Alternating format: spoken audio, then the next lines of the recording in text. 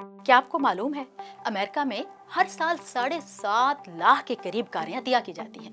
हालांकि कार तो एक ऐसी चीज है जो कई मुल्कों में बहुत बड़ा असासा समझी जाती है, लेकिन अमेरिका में आपको रेडियो, टीवी, अखबार, सोशल मीडिया प्लेटफॉर्म्स, हर जगह कार अतिया करने के इश्तिहारात मिलेंगे।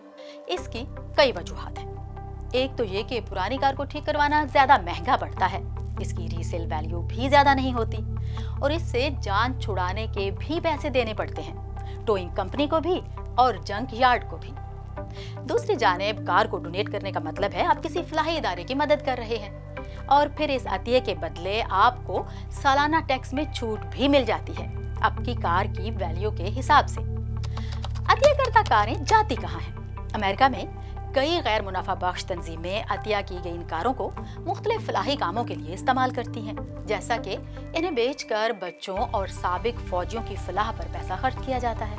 कुछ तंजीमें इन गाड़ियों से मिलने वाले पैसों से बेसहारा जानवरों की रिहाइश वगैरह का इंतजाम करती हैं, या फिर बेहतर कारों को ठीक करवा कर उन लोगों को दे दिया जाता है जो कार खरीदने की इस्तात नहीं रखते।